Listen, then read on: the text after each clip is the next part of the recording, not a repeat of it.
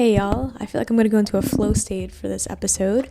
Welcome to the Happy Hippie Podcast. This show is your weekly dose of holistic wellness and a little bit of positive energy. I'm a yoga teacher, personal trainer, a wellness coach. My name is Amanda McCormack, and I host the show. So each week we explore different tools. We talk a lot about mindset shifts. I'm not even going to edit that out. It happens, and we have inspiring conversations that are all based around helping you create a life that feels really good inside and out. So I like to call it, this is where wellness meets happiness.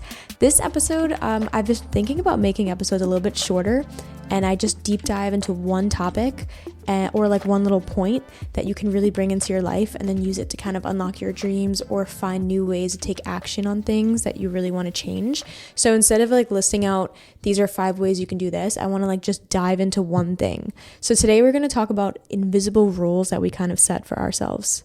We know a lot about the brain from this podcast, and you know that we go through a life and we kind of make patterns for ourselves. They start to feel pretty normal, and we go through our day-to-day motions.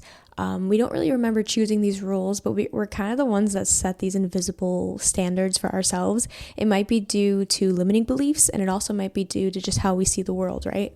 So these things that we do, they become patterns if we do them often, and they start to feel really normal, kind of like automatic. It's just the way that things are, right?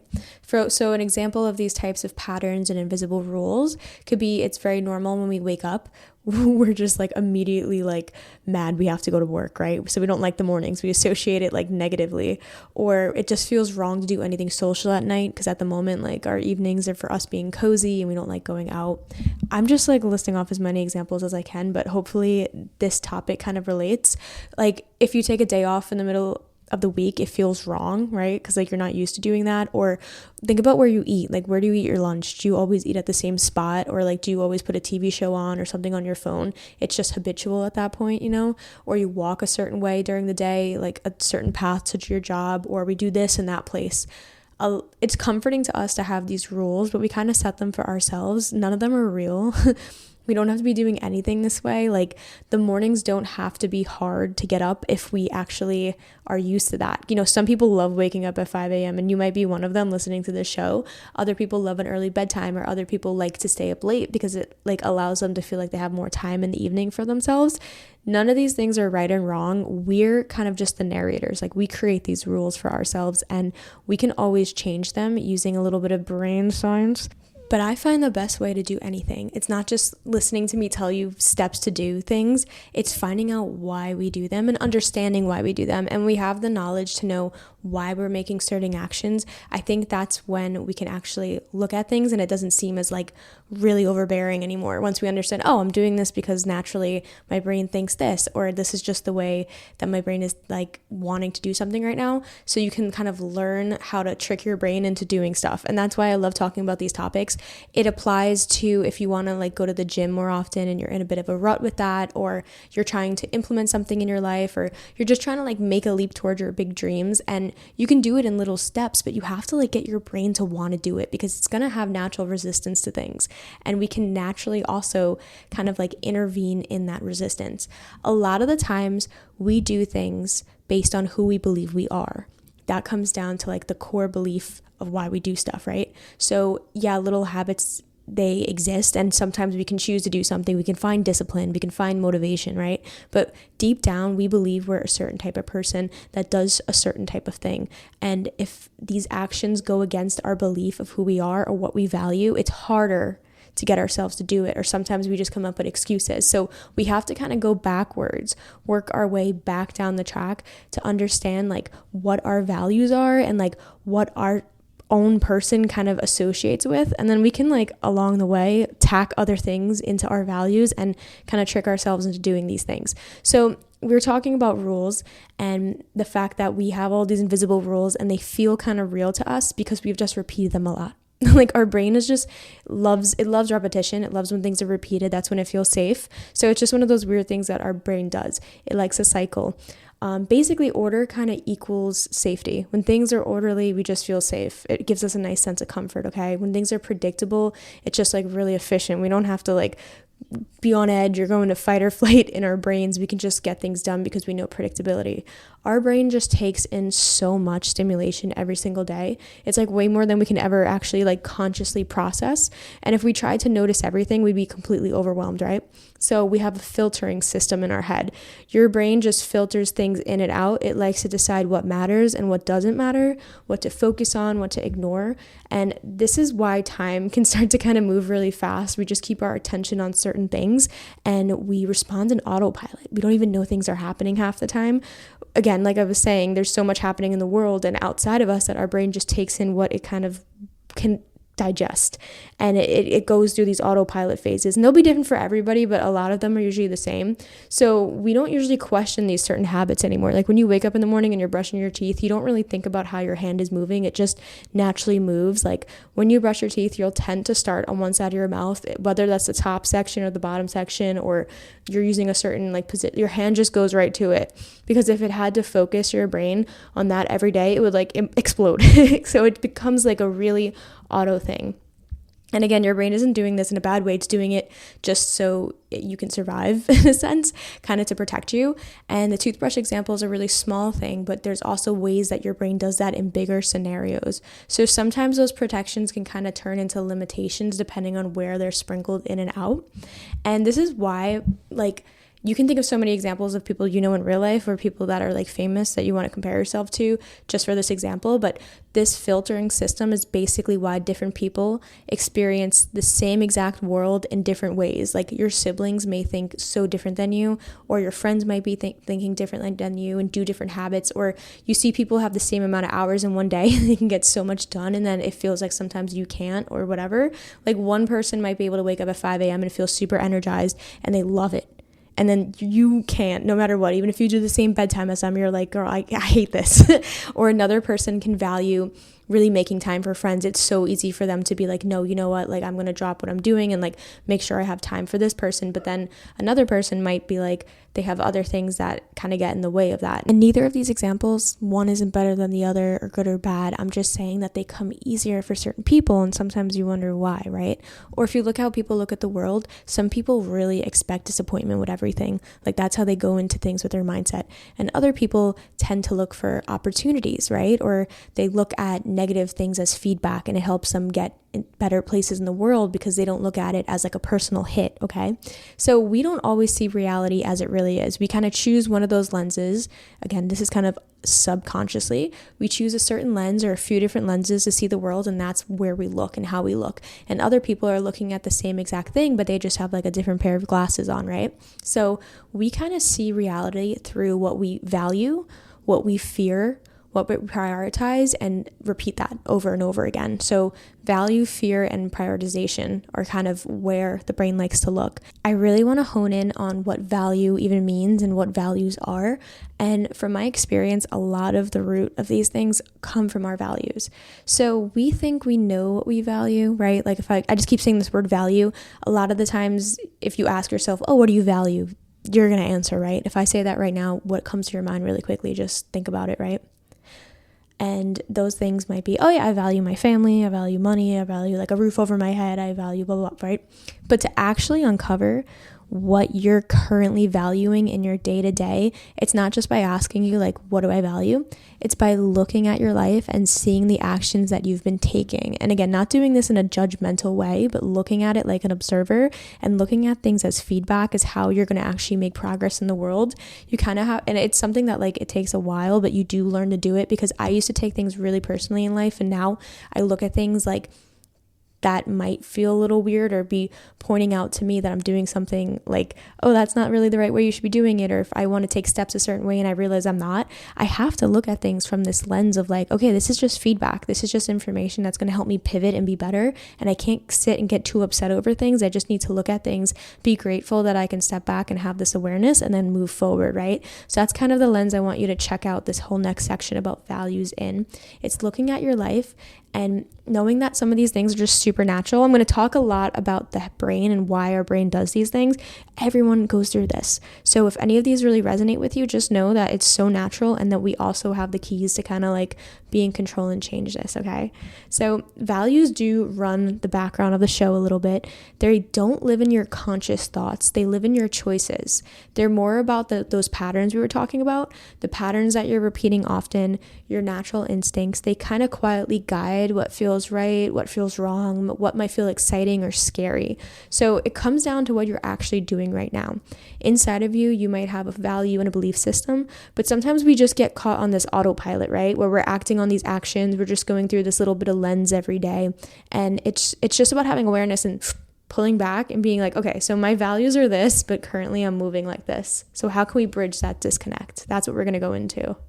So hear me out on this. Awareness kind of involves more than just listening to what I was just saying. Like, I love listening to podcasts and I love listening to different talks or reading books about this topic. But sometimes to find out your actual values, you will have to do just like a second or two of work, literally like 1 to 5 minutes I'm talking about. So I want to challenge you, if you can do it today or sometime during the week. I'm going to talk a little bit about some exercises and journaling prompts that you can do. You can do it without anything. Like, you can sit in the shower and just kind of ponder on what I'm saying next. And I just want you to kind of put a little bit of conscious effort into applying this information into your own life, because I can give you tons of examples, but only you will know where it sticks. So again, you can journal this out. You can think about it like in the shower, while you're doing your makeup in the morning, while you work out. Just my challenge for you is to kind of reflect it into your own like scope of being, like what's going on with you. So I'm going to start to share some questions. I'm going to break down these questions, and then I'm going to give you a full answer of like how I would answer them. So we're going to go over this like almost twice. Once I'm going to explain it, and then once I'm going to give you a little bit of my own examples so you can really like get a feel for it. So this question's like so loaded when I say it, but just stay with me now, okay? So the first thing we're going to talk about is, what are the 3 best and worst choices you ever made? Again, it sounds a little crazy. It sounds like I'm asking you to reflect so deeply, and maybe the word worst isn't the best word to use here, but I just kind of want you to write down whatever comes up naturally. Like, those words will just pull on you for a second. You can chunk it down into your past year if you want instead. Like, what were the 3 best things I did this past year in terms of choices, and what were like 3 that I think maybe might have taken me like off track a little bit, right? The worst is like, I don't know, I like to use it like because it really makes me just reflect and automatically come up with things that might, be tugging on my heart a little bit. Again, you can chunk it into the past 5 years if you want, or you could do like, what were the worst choices ever, but whatever resonates, you can bring it into that time frame. So again, what are the 3? So we're going to come up with 6 answers here. The 3 best and the 3 maybe not so best choices that you've made, either the scope of all of time, a year or 5 years. The next thing we're going to do is we're going to dive into why did we make those choices. I'm talking about the purely motive, right? Or the emotions behind them. So some examples could look like, oh, well, I did it because I wanted to make more money. I did it because I wanted to avoid X. I wanted to seem cool. It was the easiest choice. I wanted a little bit of freedom. That's why I did that. Or, oh, it excites me. It's something I always wanted to try. That's the type of answer I want for that one. So you're asking yourself, what choices did you make and why did you make them? Then the next thing we're going to do, and again, I'll break these down later too, don't worry. What did you learn? What was one lesson you can take from the best decisions and from those other decisions you made? And then the last thing we'd ask is, how would you do it differently now? And again, we're not looking at things with regret. We're looking at it as feedback. If you had a choice to change it up, would you? Maybe you wouldn't, but maybe you would. So again, this mindset might feel a little funky to look at things and not judge yourself, but the more you practice it, it really will help you feel good as you move through life. So it might be more effective. Like, the way I originally did this was writing it out in like a list format. So you would write the word like best choices on a piece of paper and then write 1, 2, 3. And then you'd write why I made them, 1, 2, 3. Then you could do another column and put worst choices, 1, 2, 3. And why did I make these choices, 1, 2, 3. So if you want to do it that way, that's a way that I did it. What you're doing with writing, again, thinking about it too, but writing, sometimes I think it's so nice to write things and then we can come back to the lens I'm talking about, where you step back and you see things, because when it's written down, you can start to draw connections. And what I mean by connections is just seeing like if certain words come up over again or certain themes. It's kind of like that Jeffree Star meme where he's like moving all the eyeshadow palettes and he's like, whoa, whoa. It's like you're looking at all the connections between your answers and you're like, wow, I keep seeing this word, or I did this a lot of the times out of fear. Like you're looking at it like that. I originally did this. I wrote down everything. I wrote down the best choices, 1, 2, 3, and why I made them. And then the worst choices, 1, 2, 3, and why I made them.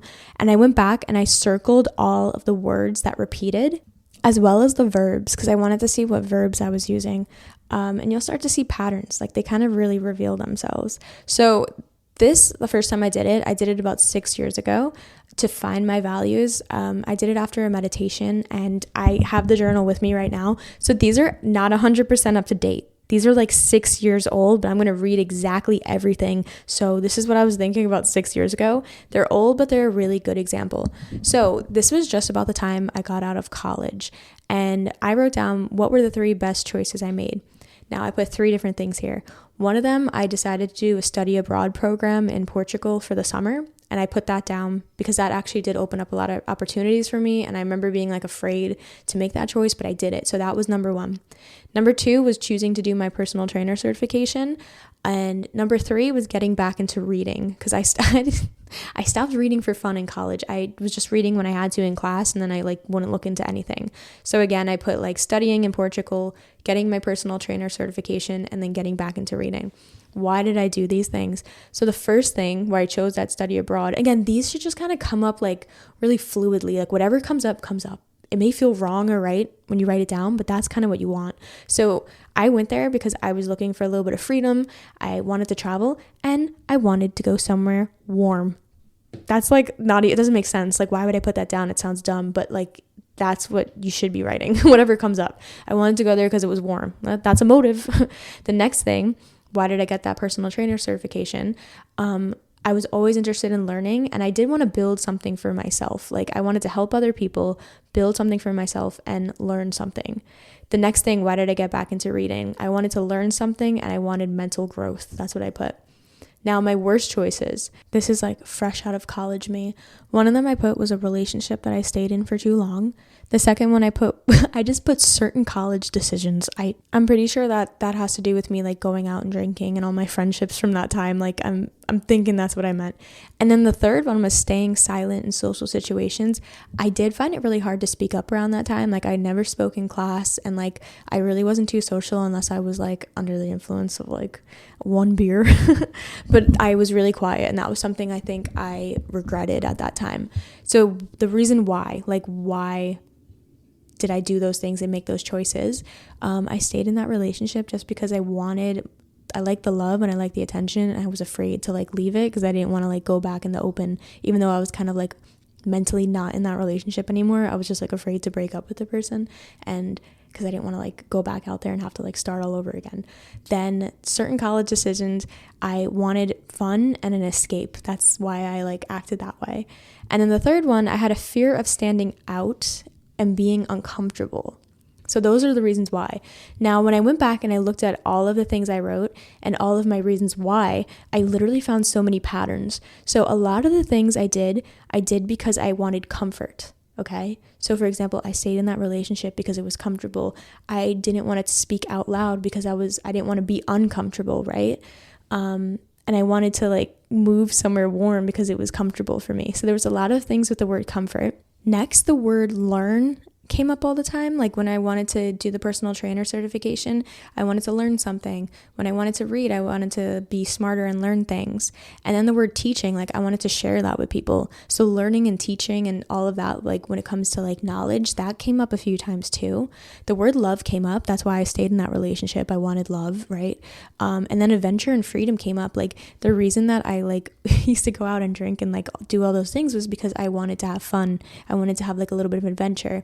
That's why I went to Portugal. I wanted to have fun. I wanted to travel.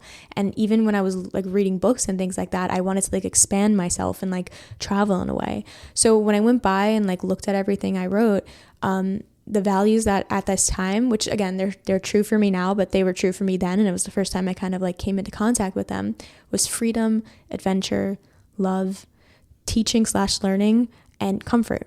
And again, nothing's wrong with these or right with these, but those were just things that were like driving all of my choices. And it was the first time I noticed like what my values were. So definitely try out that exercise. Once I've had these values written down, like I'd always journal about them, and which helped me be more conscious about the things I value. And then my future decisions, I always kept them in mind. Like I ended up traveling a lot in the past 6 years and doing things to expand my knowledge and find comfort or understand why I wasn't doing things because it was like uncomfortable for me. So it was cool to learn those things about myself.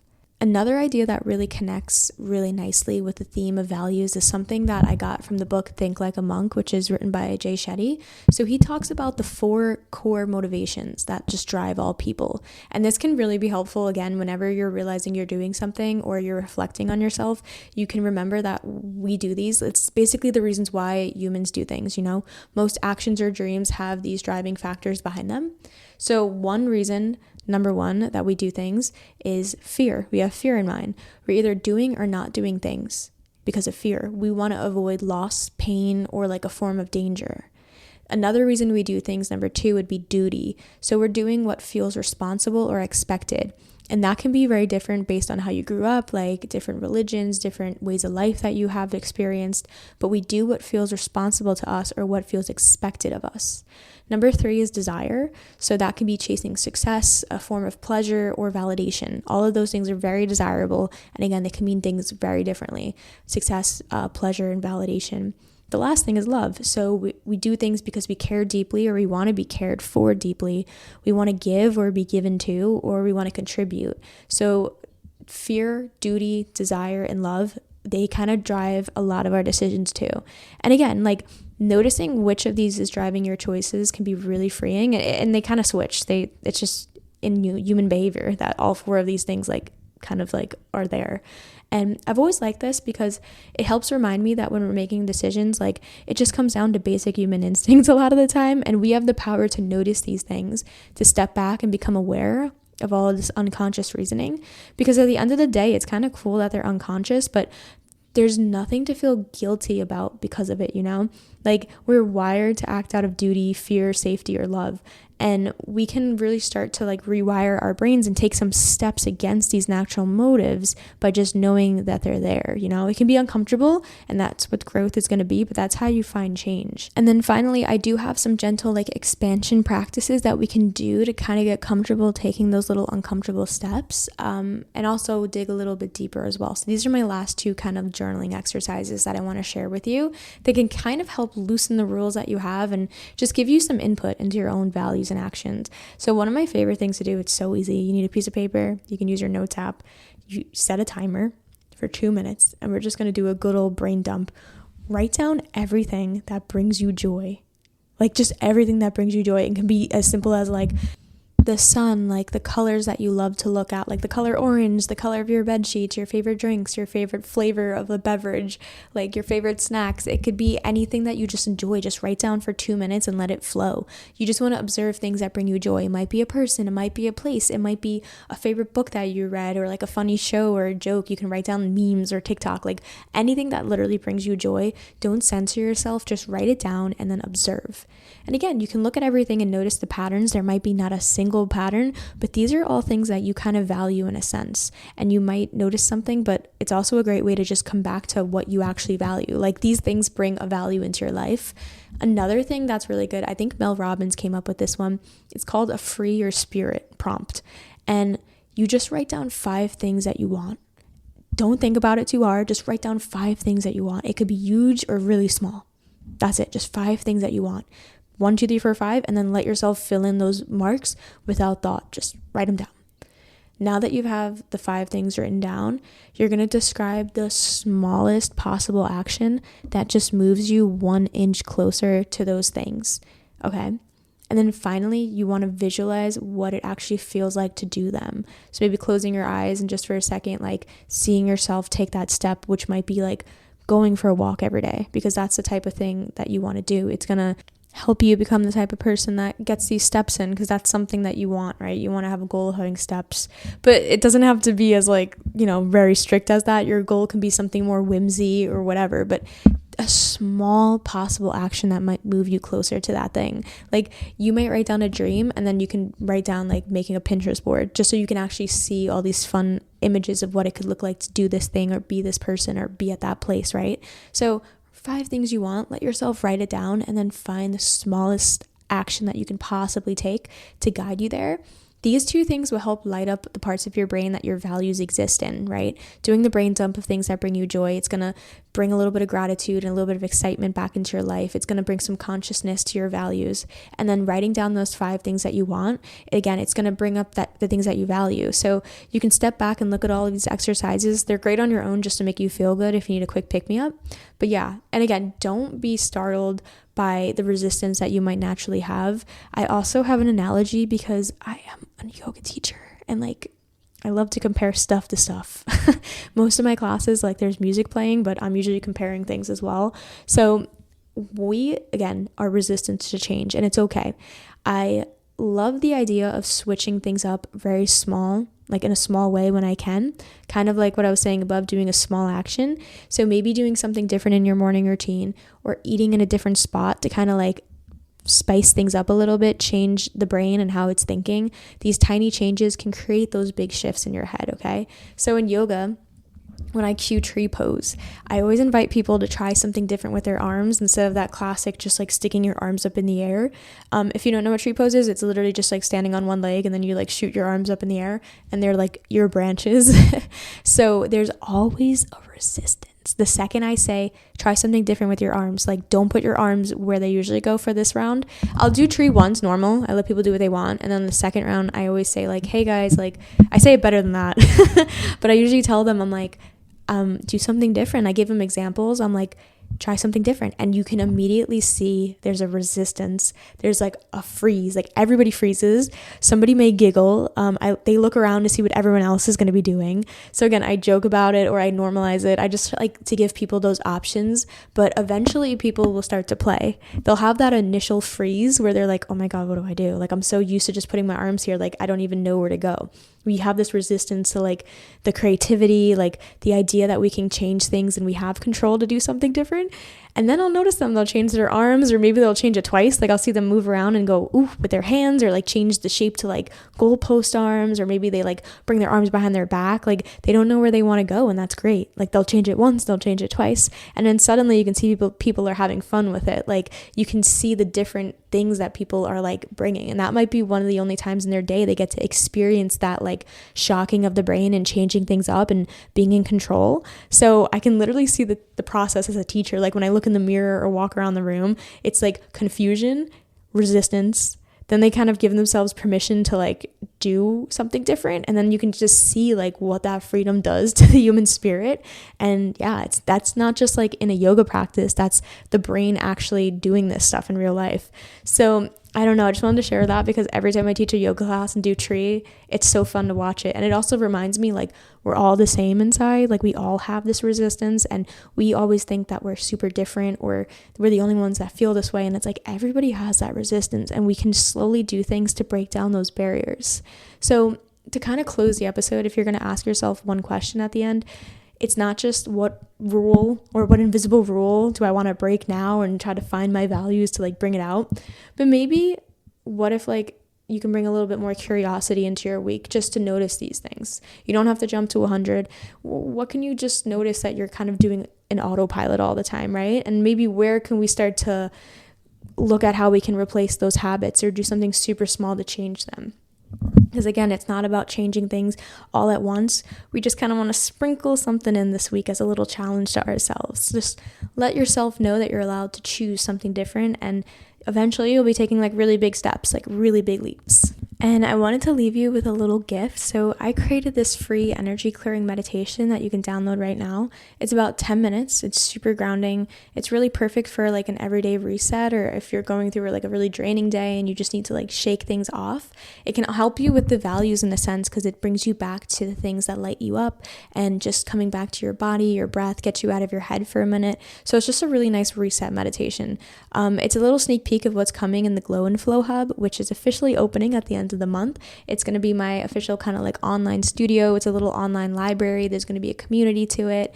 And yeah, am so excited. So check that out. It's going to be linked in the description wherever you're listening. If you want to rep some of the vibes of the Happy Hippie podcast, we have merch officially live too. The link will be below. We got tote bags, we got different hoodies and sweatshirts, and everything's there for you. So you don't have to go too far to find it. Thank you so much for tuning into the Happy Hippie podcast. If today's episode inspired you at all, don't forget to follow the show or share it with somebody who could use a little extra sunshine in their life today. So I'll see you soon. Take care.